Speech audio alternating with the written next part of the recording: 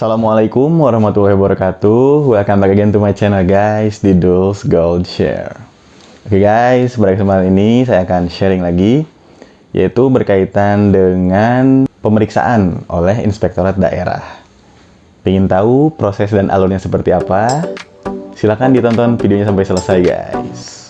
Alhamdulillah, sekolah kami pada minggu lalu sudah melaksanakan pemeriksaan oleh Inspektorat Daerah terkait dengan penggunaan dana BOS tahun 2021. Nah, untuk alurnya sendiri, pertama-tama sehari sebelum pemeriksaan itu pihak dari IRDA akan memberikan informasi kepada kepala sekolah melalui telepon ataupun WA yang berisi surat tugas terkait dengan waktu pelaksanaan pemeriksaan, berapa lama proses pemeriksaannya.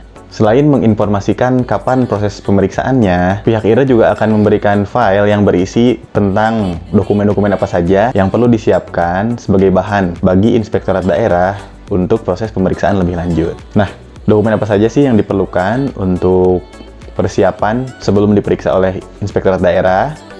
Saya sertakan linknya di bawah ya guys. Nah, selanjutnya pihak IRDA akan datang ke sekolah sesuai dengan waktu yang telah ditentukan berdasarkan surat tugasnya. Kebetulan di sekolah kami itu dilaksanakan pemeriksaan oleh Inspektorat Daerah selama 6 hari kerja, yaitu dari tanggal 6 Juni sampai dengan 13 Juni tahun 2022. Pemeriksaan ini berkaitan dengan penggunaan dana BOS tahun 2021 oleh sekolah kami. Setibanya di sekolah, petugas akan memberikan arahan berkaitan dengan proses pemeriksaan ini. Selanjutnya, dokumen-dokumen administratif yang sudah kita siapkan sebelumnya itu nanti akan dibawa oleh pihak IRDA untuk selanjutnya dipelajari. Nah, di hari berikutnya, ketika pihak IRDA datang lagi ke sekolah, mereka akan membawa poin-poin hasil pemeriksaan yang kemudian akan dicocokkan dengan kondisi real yang ada di lapangan.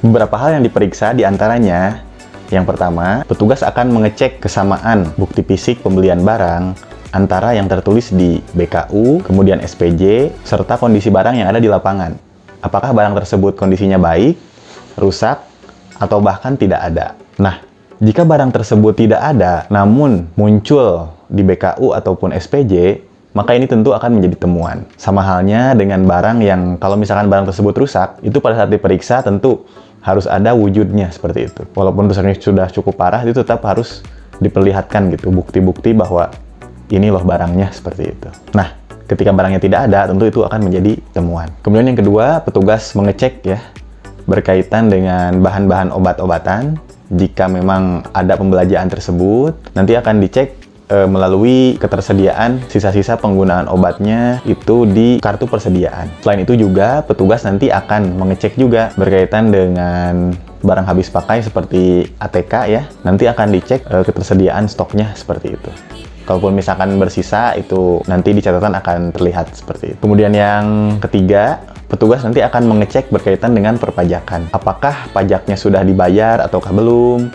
Ada yang terlewat atau tidak? Seperti itu. Nah, jika dari sekolah itu belum membayar pajak, maka itu tentu akan menjadi temuan, guys. Selanjutnya, setelah semuanya diperiksa, baik secara administratif berupa BKU, kemudian SPJ, dan juga secara fisik ya di lapangannya, kondisi real di lapangannya, terkait barang yang sudah dibeli, ada atau tidaknya barang yang sudah dibeli. Selanjutnya kita tinggal menunggu hasil lengkap berkaitan dengan pemeriksaan yang sudah dilakukan oleh pihak Inspektorat Daerah, guys. Di hari berikutnya, ketika semua sudah diperiksa secara menyeluruh oleh Inspektorat Daerah, kemudian nanti dari pihak Inspektorat Daerah akan menghubungi kepala sekolah dan juga bendahara untuk melakukan pertemuan di kantor Inspektorat Daerah untuk membahas berkaitan dengan hasil pemeriksaan, bila mana ada temuan-temuan ataupun yang perlu disampaikan, nanti akan dibahas pada pertemuan tersebut. Nah, oke guys, kurang lebih seperti ini dokumennya.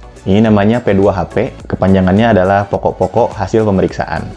Nah, di sini nanti akan tercantum ya guys, berkaitan dengan temuan-temuan yang ada. Nah, nanti di sini petugas akan mengemukakan temuan-temuannya. Setelah itu, kepala sekolah akan diberi tenggat waktu selama 3 hari. Apakah kepala sekolah dan bendahara menerima mengenai temuan oleh Inspektorat Daerah, atau kepala sekolah dan bendahara itu menolak. Oke guys, nantinya akan muncul dua kondisi ya jika kita menerima ataupun menolak. Pertama kita bahas dulu jikalau kepala sekolah itu menerima. Jika kepala sekolah menerima temuan tersebut, maka pihak sekolah diharuskan untuk mengembalikan dana BOS ya yang sudah digunakan di tahun sebelumnya ke rekening sekolah. Kemudian kondisi yang kedua, jika sekolah menolak temuan tersebut, maka pihak sekolah diharuskan untuk melengkapi dokumen-dokumen yang konkret seperti itu, agar temuan tersebut dihapus dan pihak sekolah tidak diwajibkan untuk mengembalikan dana yang sudah dipergunakan pada tahun sebelumnya. Oke guys, jadi kurang lebih seperti itu ya, gambaran ataupun proses pemeriksaan oleh inspektorat daerah di sekolah kami. Mungkin di sekolah teman-teman bisa jadi sama ataupun berbeda ya, tapi kurang lebihnya seperti itu sih, tidak akan beda jauh seperti itu. Oke guys, jika dirasa video ini bermanfaat, jangan lupa like, comment, and subscribe guys. Nantikan konten-konten menarik yang lainnya. See you on the next video.